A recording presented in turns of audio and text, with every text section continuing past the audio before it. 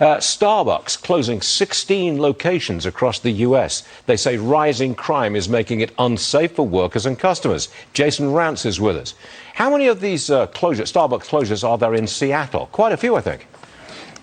Yeah, so you have 5 in Seattle, 1 in the city of Everett. And the thing with the Seattle locations, these are high-profile, high-traffic locations. So they're actually giving up on these individual Starbucks that actually have a lot of people who show up, bringing in a whole lot of money because of the concern over crime. One of them in the downtown core where all of the tourists come.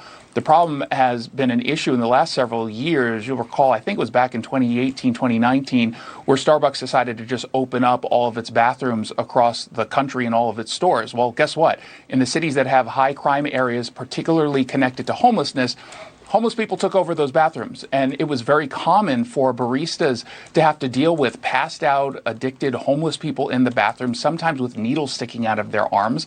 Other times, baristas going into the bathrooms to try to clean them and would get poked by used needles. So this had become a very big issue. Over the last couple years, the issue has changed somewhat in that a lot of folks have been getting more violent, have been getting more aggressive. And so they're saying it's just not okay for us to keep these stores open. The baristas are asking for something better.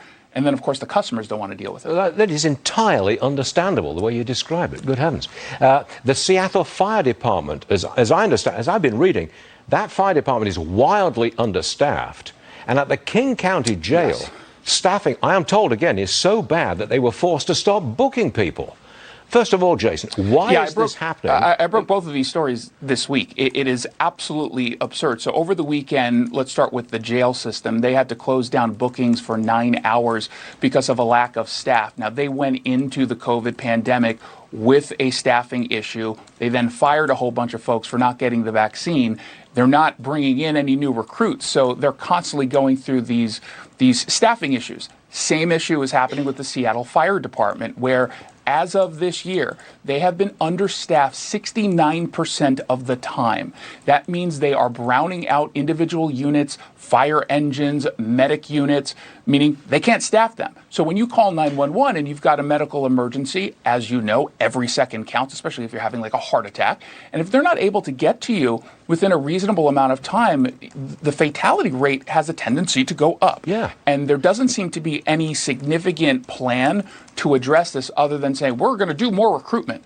It doesn't quite work like that. They still have that vaccine policy in place. Let me express an opinion. I say end all vaccine mandates now. You with me? 100%. They do not work. They were told that the vaccine works in the sense of it protects you when you get infected. But this was promoted as a way to stop the spread of COVID. The vaccine does not stop the spread of COVID. That's not an argument against the vaccine. People should do what they want in consultation with their doctors. But now the city, the county, and the state are coming out and saying, actually, the reason why we have these vaccine mandates is it will cut down on the downtime that someone who catches COVID would otherwise take if they were unvaccinated, which is a very slippery slope, because I'm assuming then next you're going to say you can't have sugar, you can't have soda, you can't have cigarettes or alcohol. Where does it stop? It's just a weak argument in the first place. Jason, thanks for being here. I know you'll be back soon. Thanks a lot, sir. Can't ignore the